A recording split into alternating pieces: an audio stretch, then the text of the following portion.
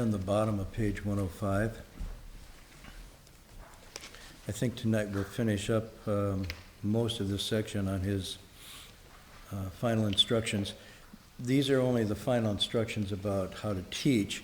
The rest of the chapter goes into something else.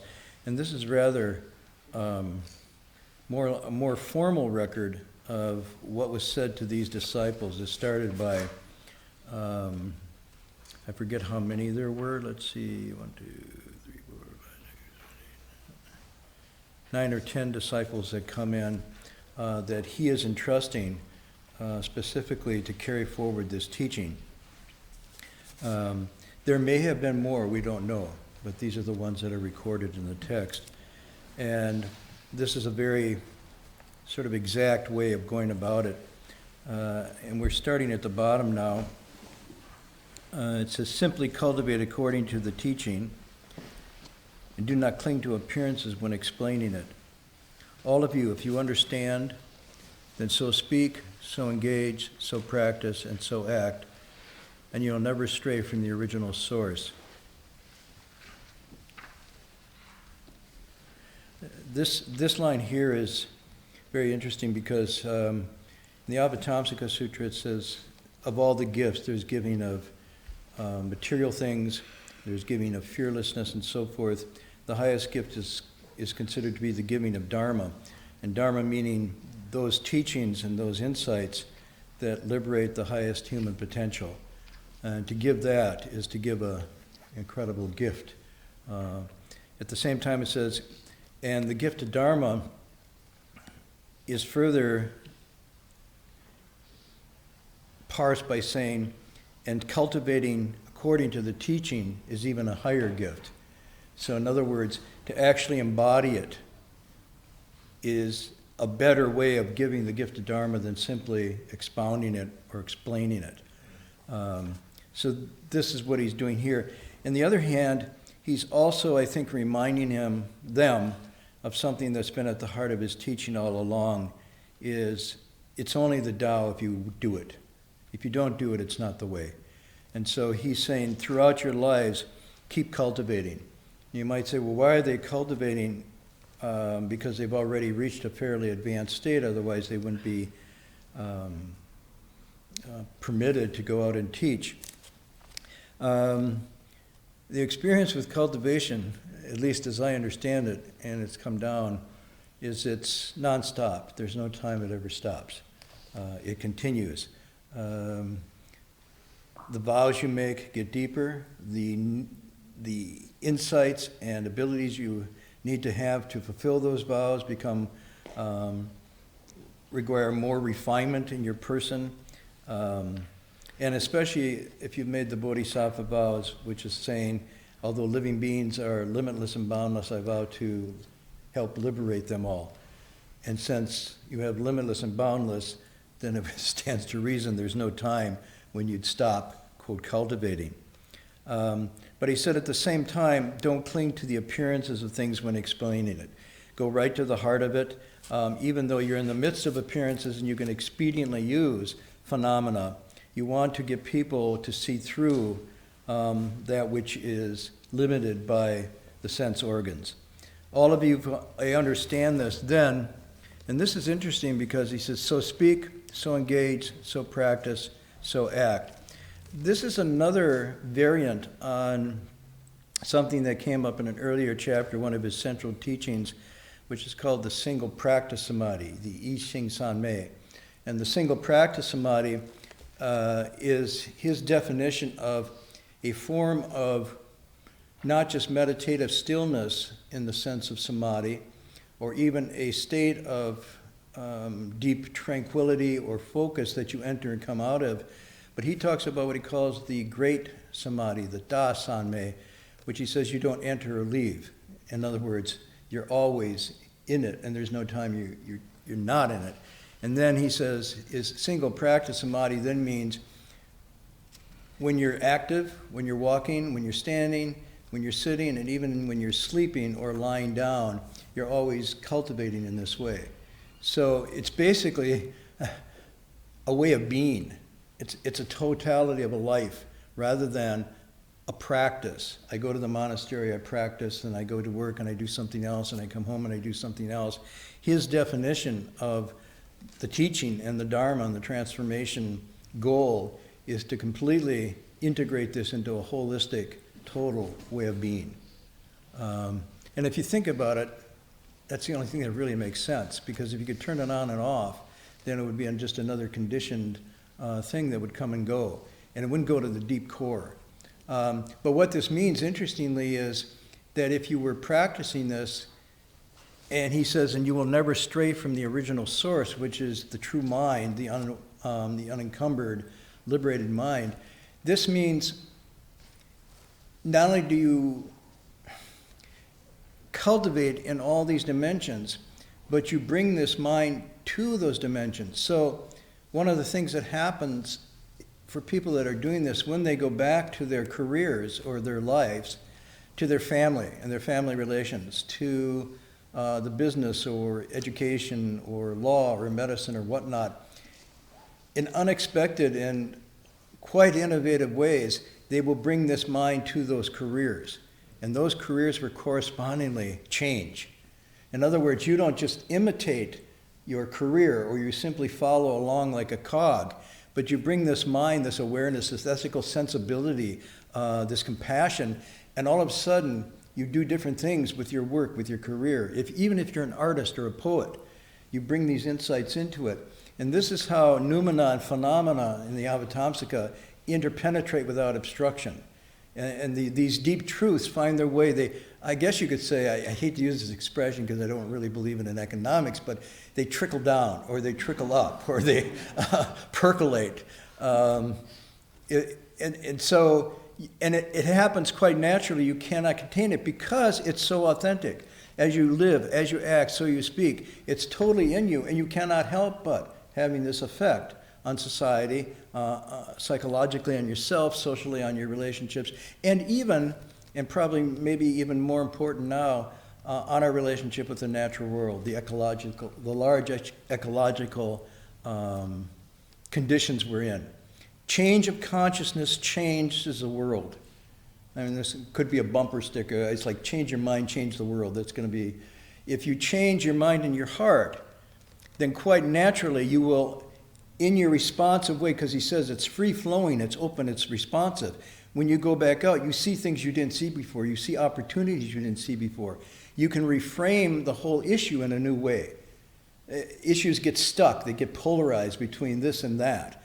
And between this and that, if you let go, there's still another possibility that opens up. And so you bring fresh insights to very stale arguments or locked up detente ways of looking at it. And so it's quite amazing. You could say in healthcare, in economics, in the use of resources, all of these things could take on a different dimension as the consciousness shifts. And so this is to be the root, and the branches are all the manifestations that could come off of this one root.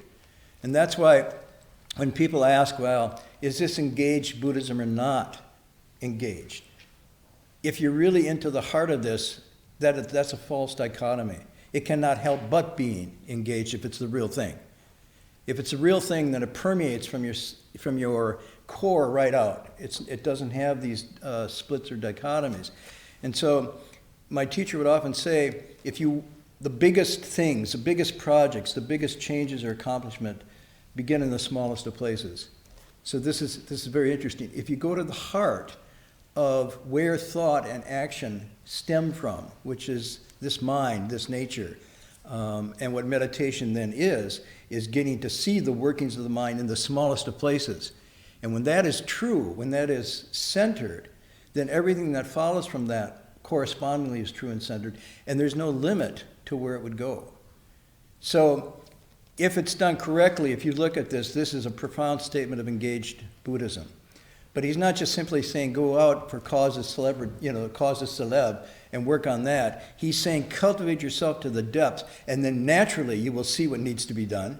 And quite naturally you'll be able to do it fairly effortlessly and with minimal amount of mistakes, because you're not imposing your ego and your wishes and your fears and fantasies on these projects.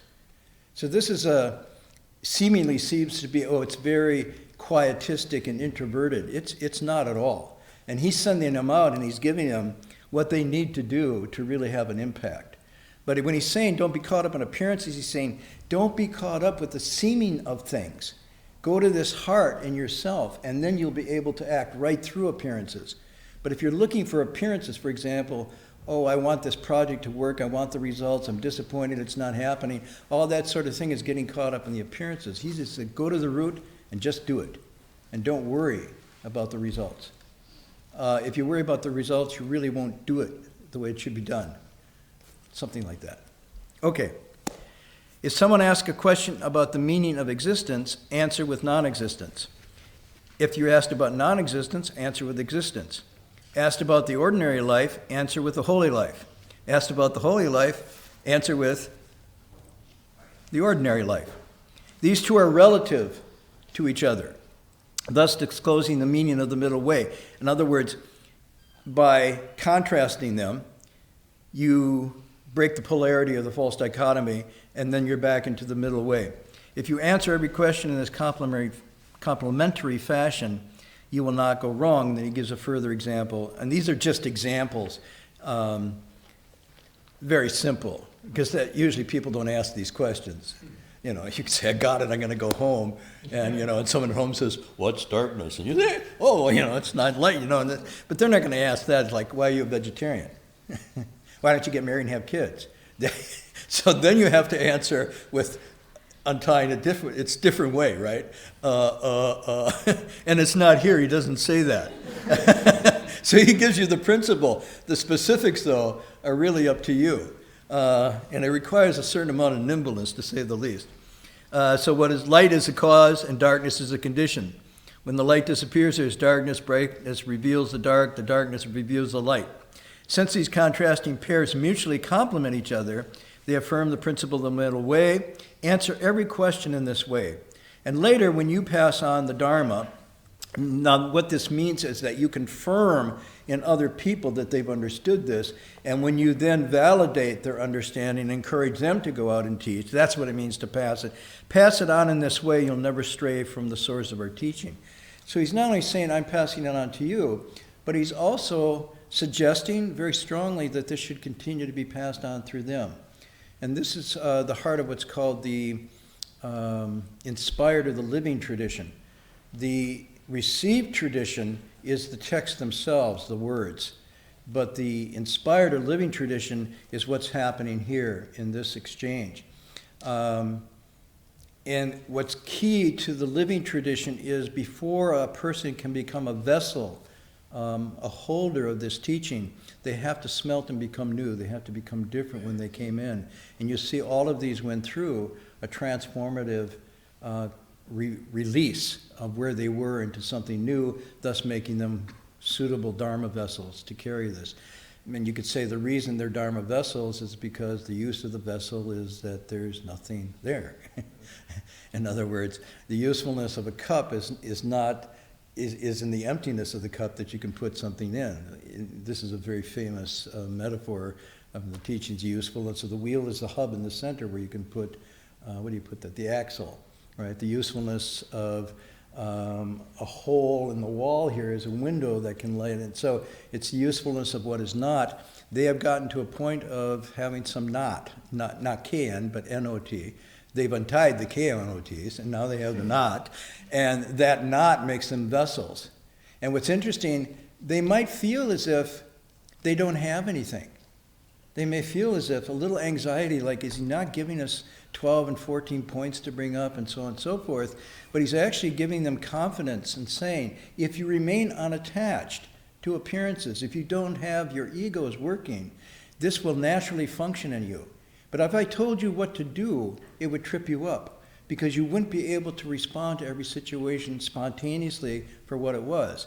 So there's a kind of liberating anxiety here. You can imagine you're told this, but you're not given a playbook.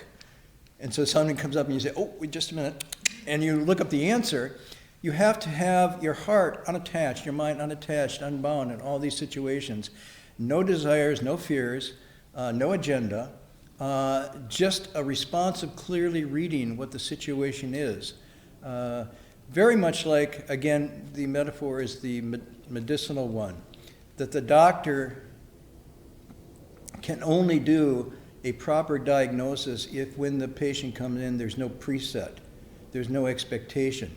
You simply take the symptoms as they manifest right before your eyes.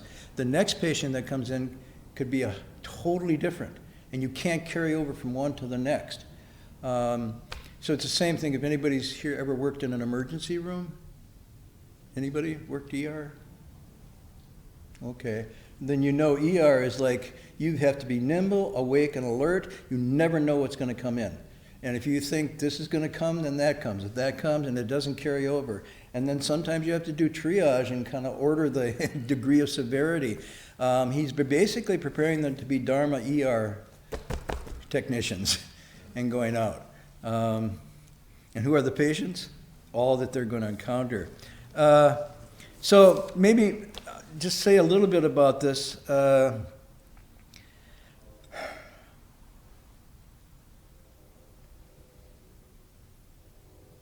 I was going to give some more examples about how we went through examples in the text earlier, and I'm not going to repeat those, about where he gives examples of how to do this. And it's a little more subtle than just if they say this, you say that. But the end result is it breaks down a false kind of attached polarity, and then it releases, and sometimes it's indirect. So I was going to give you a couple examples tonight from my own, some of these, not my own answers, my teacher's answers when I was observing him using this, was just, he also used this technique primarily as his teaching device. Sometimes as simple as, how can I find the truth, Master? You know, how can I find the meaning of life? And now if you say, well, the answer to the opposite is you can't. No. Sorry, that wasn't the right answer. So what he would answer was, how did you lose it? So he would reverse, how can I find it? How did you lose it? If you can figure out how you lost it, then you'll always have it. But if you can't figure out how you lost it, even if you are given to you, you won't be able to hold it. So it's that kind of thing. But it brought him back to the fundamental ground. You already have it whole and complete. So the attention doesn't go to how do I get it, which is a mistake. The truth that it's already whole in you, how did you lose it? And he would say, not only how are you losing it? He would even do the ing, which means how in thought after thought, action after, right now as you're standing in front of me, are you losing it or protecting it? That kind of, and that was to negate the sense that I've lost it, how can I find it? And then he'd say, if you don't understand it within your own heart, where are you going to look for it? You're going to look to me? If I eat for you, will you be full? And so forth. And these are those contrasting mechanisms that bring the person back to their own mind ground, which is the goal. So the one I was going to share with you, like we were at a gathering and someone asked a question, asked the teacher, how could you give up wealth and family and possessions and shave your head and become a monk? How could you give that all up? And now the answer that he gave was specific to that individual. That answer might not work with another individual asking the same question. So to someone asking that question, one might answer something like, won't they eventually leave you anyhow? How could you give them up? They will give you up. Your wealth, your possessions, and all that, you know, they will give you up. Oh, but his answer then was, if you can understand or you can know why you can't, you'll know why I could. So how could you give it all up?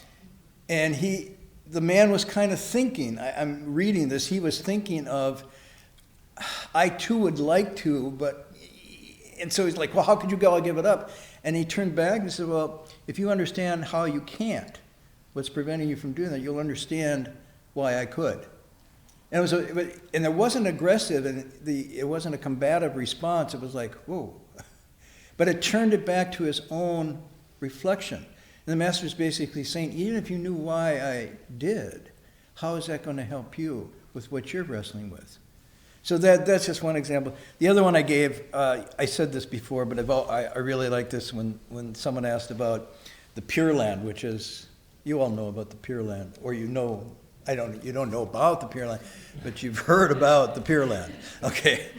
And so someone asked in one of the assemblies, because everything's made from the mind alone. This is Ichi Wei Shin Zhao. It's a primary teaching within Buddhism. And so basically they said, so is the Pure Land a real place or is it a state of mind? And so you have the dichotomy, and the master's answer was simply, yes. Next question. And you wait. And you think, it's just a beautiful way of using this technique. So that's another one. I remember we got in a cab once we were in, I think, Kuala Lumpur, or maybe Indonesia, I can't remember where we were traveling. And the cabbie that was driving had all these Buddhist icons up on his dashboard. Suns that flashed out light and neon, and it was really pretty wild. And he was really happy because he curbed out of traffic when we were standing on the curb to pick us up, because we were, Buddhist monks, and my teacher had a bright yellow robe. So he wanted to get the monks. So we get in the car and we're driving, and he said, Master, may I ask a question? The master says, okay. He says, some people say there's only one Buddha. There was only one Buddha. That's the only Buddha. And other people say, like in your tradition, this Mahayana, there's nayutas of hundreds of millions of Buddhas. There's Buddhas in hair pores like grains of sand in the Ganges rivers. And he said, so just how many are there? Is there one, or are there millions? And again, here you have one of those questions. And the master looked at me and I, oh, no, I'm not going to answer that question. And so the master said, there's not even one. And the cabbie almost drove off the road, because he thought, well, wait a minute, he's supposed to say there's hundreds of thousands because he's Mahayana. When I pick up the Theravada, they only say there's one. What is he? Now he's saying there's none. Is he a demon? And the master says, there's not even one, there's just great wisdom. Boom. And again, you see it brings it back. It brings it back to this person saying, if there's 1 or 10,000, what does it matter unless I cultivate myself? And what it is, it's a manifestation of wisdom. So wherever there's wisdom, that's Buddha. And where there isn't, it doesn't matter how many there are. So it's just, there's little things like that I think illustrate the theory, but it makes the lessons we just had here, like light and darkness, overly simple. So, in other words, the answer to this question is simply not coming up with the opposite, but coming up with a contrast that unlocks the knot, that reduces the dichotomy, but at the same time opens the heart and the mind of the person listening. So it has to have a therapeutic release. It can't just be clever or smart. You know what I'm saying? You can give a clever, smart answer, but if it doesn't have the therapeutic release effect that causes someone to soften and open and let go of something, then it's not skillful. So those are some illustrations of that. What I wanted to say about this thing of relative comes up too, and tonight I'm going to do the poem. I promised I'd do a poem, and I did bring the poem. But what's going on here at a deeper level is the fundamental awakening that Hui Neng has, and he says is at the heart of his teaching, which is this line that he hears, let the mind be unattached, clinging to nothing. Let your mind, heart be unattached, grasping, clinging to nothing. He awakens on this line, that's his first awakening, and after a long months of study with his teacher, he hears it again, and then he has a profound awakening. And at this point, he's then sent out to teach on the basis of his understanding. All of what he's doing here in these polarities is saying, what you're doing is you're getting the mind to let go and be unattached in whoever you're dealing with. And so he says, the mind will set up in 100,000 ways, and you have to have 100,000 ways to untie it. And some of us get attached. I mean, let's say as human beings, we get attached to certain emotions: anger, jealousy, fear, lust. I mean, we can go through the list. It's the stuff of great literature. Or we get attached to certain ways of thinking, opinions, ideas, fixed views, eternalism, nihilism, no causality, divine creation and divine providence rules everything, and so forth. Wherever that setup takes, whether it's emotional, psychological, intellectual, the teacher of the Dharma, which is the liberative teaching, the transformative liberating teaching, in other words, the unlocker, if you want to call Dharma as the unlocker. It's not to say it's a creed or it's a doctrine that is held, but merely a simple collection of expedient devices to unlock this nature. That's what he's transmitting. When he's transmitting the Dharma here, you notice he's not saying, here it is doctrinally, or read this text. He's saying simply untie, and in that untying, you bring people back to their original ground. So that's why he's saying, let the mind be unattached, clinging to nothing. That is Bodhi, that is Dharma, that is Prajna, that's everything. And wherever we set up, and you notice in this previous page, he says, the reason to do this, and this opens a passage, he says, then there is no place to set up. And when there's no place to set up, then they're free. And so in a sense, the setting up is very subtle because it has to do with even setting up an identity. In other words, to say this, to set up an identity where you position yourself in opposition to something else. And so this becomes psychologically a really interesting part of the teachings. And so what Hui Neng is trying to do is to break us out of sort of caves of collapsed consciousness, which we call identity. And I'm not trying to be judgmental about it as much as descriptive. He's saying we have this incredible, vast capacity. And in an earlier chapter, he says, the mind is meant to know all, to understand all. It has no limits or bounds. It is capable of Buddhahood, omniscience, understanding, so on and so forth. But because of confusion and grasping and attaching and anxiety, we collapse it, and we collapse it, and we collapse it, we shrink it down. And so it's taking this, and he said, this wonderful functioning, we reduce by grasping and attaching. So by releasing the grasping and attaching, the wonderful functioning starts to manifest again. And so what he's trying to do is, it's a self-imposed and the language he uses, upside-down dream thinking. It's another word they use for collapsed consciousness. And the thing is that it's so powerful in the human functioning habitually, and it doesn't matter if you're Chinese or Asian or American or whatnot. This is almost like, I want to say hardwired, I don't like that either, but it is systemic, and it is powerful in the human condition to collapse this. And then if we try to work with it, you can't break through it just with thinking and reasoning. There has to be a deeper release, because thinking and reasoning by itself is part of the process of the collapsing of the consciousness. So, in other words, you have to get out of the paradigm. There has to be a paradigm shift. And that often occurs in these releases that he's doing here.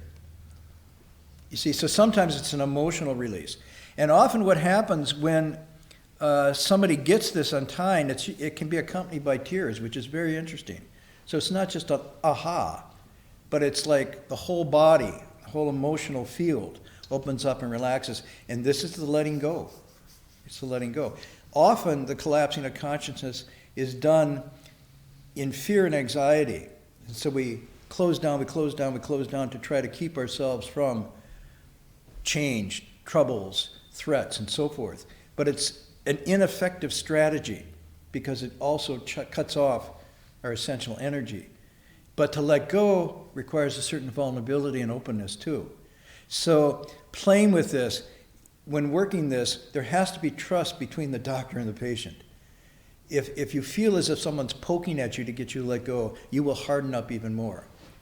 And so you have to have a heart of compassion and kindness and respect for somebody to even begin to have a conversation along these lines. So that being said, I was going to say that this tendency to do this on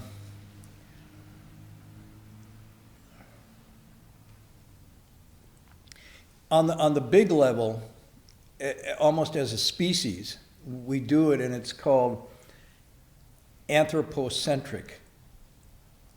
Okay? So anthropocentric means the human at the center of everything else. We are the best, the brightest, the most capable, meant to govern, and so on and so forth, and everything is under us. So this anthropocentric model is generally a human hubris on a collective scale. And it leads to all kinds of problems. You can see, because it doesn't include, say, the animal world or even the natural world sometimes. And so we dominate with the anthropocentric model that we are the center and the measure of all things. And therefore, our attitude towards other species often is one of dominance, appropriation, enslavement, and so forth, and abuse. At another level, it can turn into ethnocentric. So it's not just all of humanity, it's my group. It's the best, the brightest, and whatnot. And so then you have another level. But this is all called consciousness collapsing. From the Buddhist point of view, because when you say all living beings have the Buddha nature, all living beings are capable, you're not just talking about people. You're talking about all with sentience. And so the relationship to all with sentience expands just from the anthro to all living creatures. You could say, when I do my abbreviation, I do Bs, like for Buddhas, and then I do LBs for living beings. Those are like my little notation. So I was working on it tonight, and I got Bs and LBs, and I thought, oh, LBs are living beings, but they could also be limited beings. Whew, and it's and then a Buddha is an unlimited being. So the Buddha's consciousness is unlimited, it hasn't collapsed. Living beings are limited beings. They've limited their being. They've limited their consciousness by shrinking it down. So it's just kind of a funny mnemonic device. When it goes further from anthropocentric to ethnocentric, and you're all aware, on the anthropocentric level, this is the ecological crisis we're facing right now. This is at the heart of that crisis. So the larger crisis of what's happening in the world ecology is largely brought about and sustained by an anthropocentric view. Then it gets further sustained by an ethnocentric view, which says my group gets most of the resources, not yours. And so then you go into the fighting, distributing the so-called pie among different ethnic groups. Then the next level down is egocentric. And that even goes down further to just say, me, I am the center of the universe. And everybody says, of course. But even though we pretend we don't think that way, we do. Most of the time, we're extremely, let me use a plug word, self-referential. And everything is in relation to me. It's all about me. And even when it's about you in relationship to me. Okay? I am the measure of all things. And it's a good day or a bad day, it's a good world or bad world from me, from my point of view. So the Buddha is saying that is the quintessential ultimate collapse of consciousness down to the egocentric.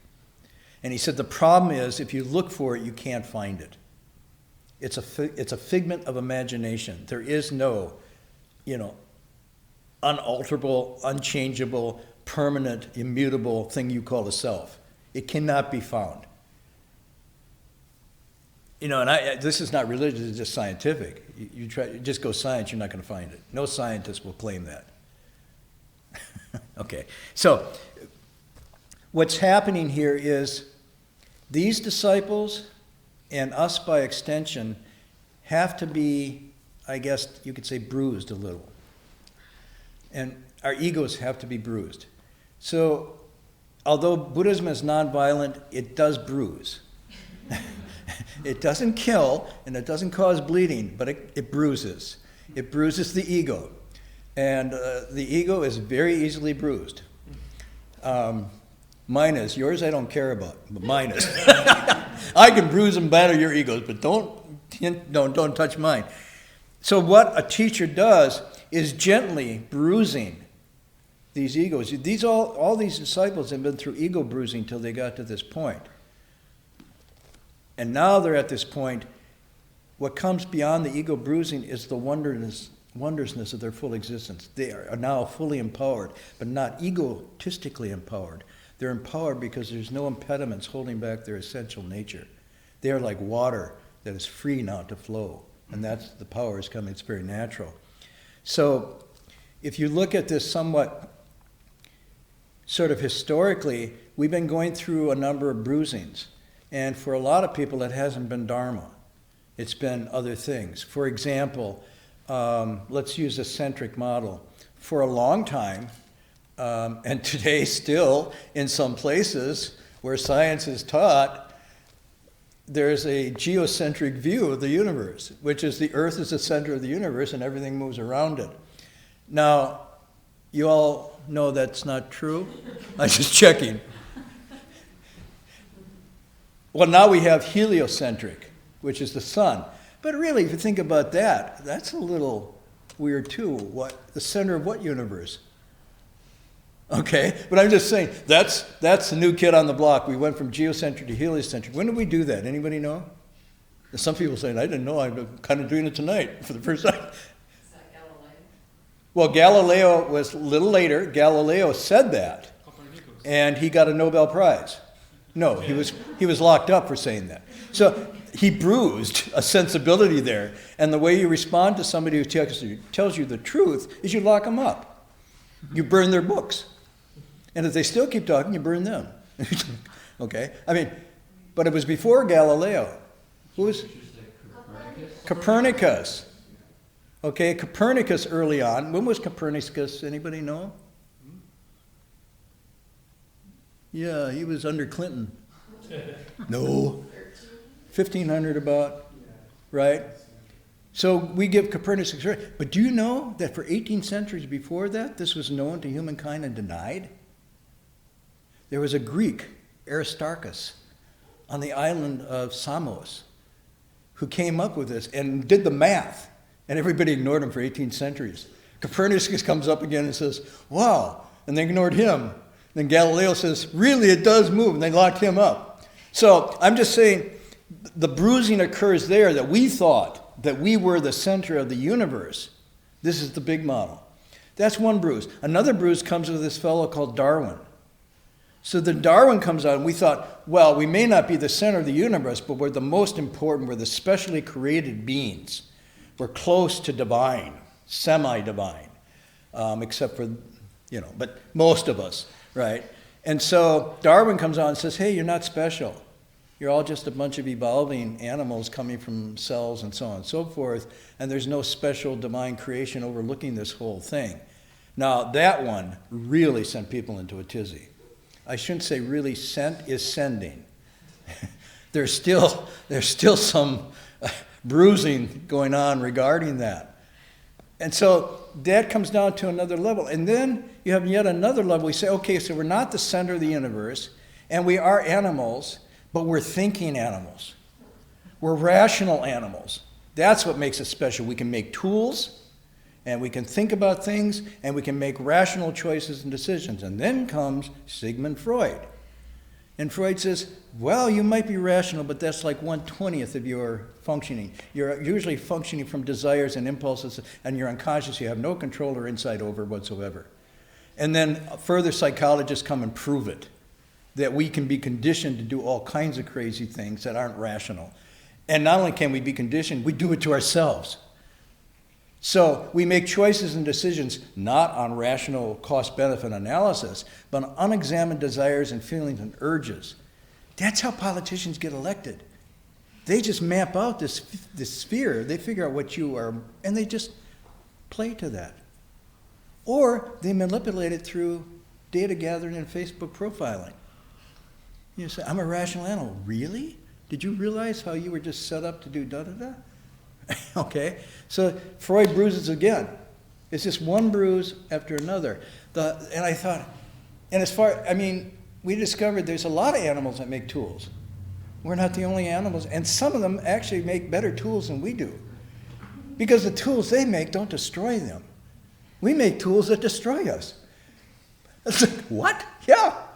So then I was like, what's the latest? And then somebody told me about, what was it called? Deep Blue? Deep Blue was in IBM computer in the mid-90s, and they put Deep Blue and gave Deep Blue all the possible chess moves. And they played Deep Blue off against the world chess champion, Boris Spassky or something at the time, and he beat him. Deep Blue beat the person. Now, 2 years ago, Google Mind came up with another one called AlphaGo. So the Chinese were going, yeah, well, chess is really Mickey Mouse. You want a real mind game that's really hard? Do Go. It's all those little black and white things. And it was said to be, nobody but a master can really get good at this. And there was a Chinese master and came up against this computer called AlphaGo by Google Mind, and Google Mind won. So now this last bastion of where we think we're special and where our ego hangs out is pretty fragile. Pretty fragile. What's happening, this is my speculation, when the ego is bruised, if it's therapeutically done in a Dharma way, it can be a healing and growing process. But if there's not a corresponding healing and Dharma thing there, it turns into a reaction. And so we become more egotistical as we get bruised. And we more cling to our false identities, and we polarize them. You're seeing a balkanization happening worldwide, and it's because the identities are being challenged and bruised. And so instead of going forward and saying, let's open and expand, people are hunkering down tighter into ethnic identities, to human identities, to ego identities, tribal identities, and so forth. So the value of Dharma, I think, in this particular time that we're living in, is it presents an alternative to say, by letting go of these attachments, you not only are not hurt, but you're truly liberated. And you can feel this. And so it's as if the Dharma, which is an ancient teaching, now has more presence and importance, probably psychologically, than ever before. And that's why this particular text, which is talking about the joy that comes, the liberation that comes from letting go, and not so much it's a loss. That's the paradigm shift that we're sort of working with. So, I'll finish. I got to get my poem in, and I don't want to go over, because at 9 o'clock there's some people here who are Pavlovian trained to fall asleep right at 9 o'clock. It's going 10, 9, 8, 7, 6, 5, 4, 1, and they're done. Okay, so here's the poem. This poem is called Wean Yourself, W-E-A-N. Do you know, everybody know what wean means? Well, it has two meanings. One is to acclimate you to something. But in the other sense, it means you accustom someone to let go or to manage without something they become addicted to. So you wean yourself off of something. So sometimes this is called titration in medicine, where you reduce the dosage gradually until you get to where you're free again from the habit. You don't just go cold turkey. So it's used when a baby's born, it's weaned by the mother. But then gradually the mother weans the baby off of the breast into solid food and so on and so forth.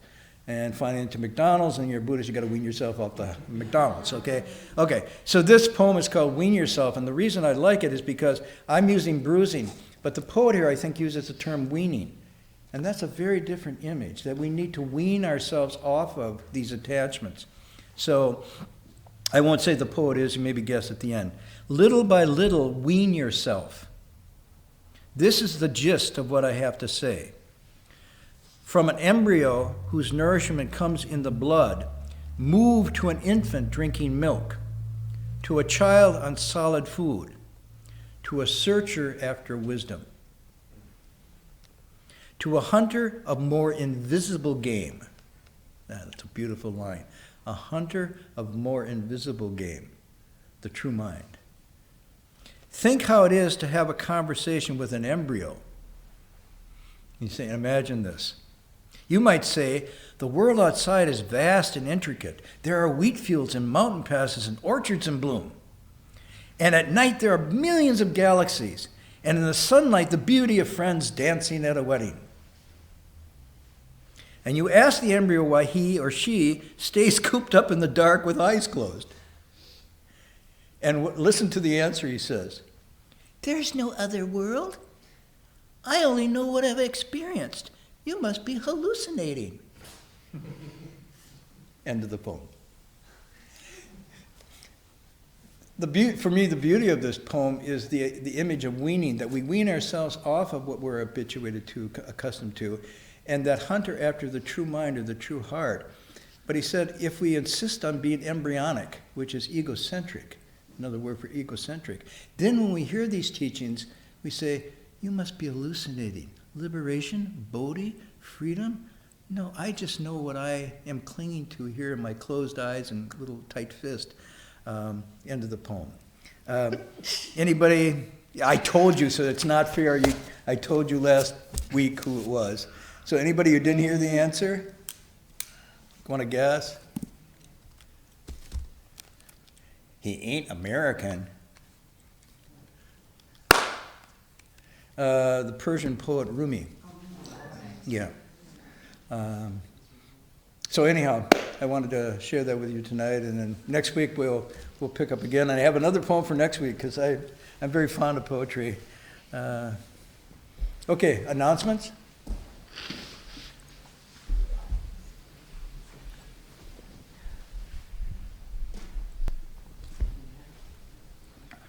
So I just want to remind about tomorrow lecture, 7:30 p.m.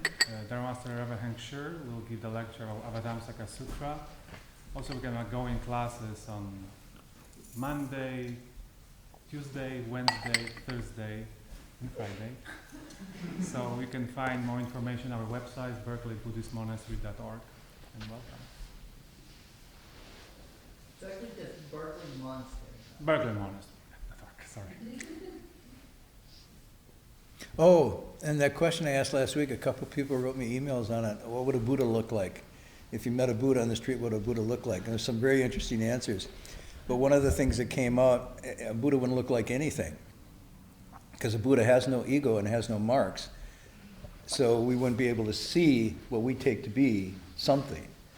But more interesting answer was, you wouldn't be able to see what a Buddha was, but the result of meeting a Buddha was to see yourself.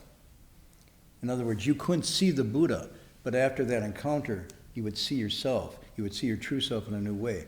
And that's what a lot of people report. They meet someone who's a sage in this way, and they have this transformation. All of a sudden, they find something in their heart stirring that wasn't stirred before. They see something. And how did that happen?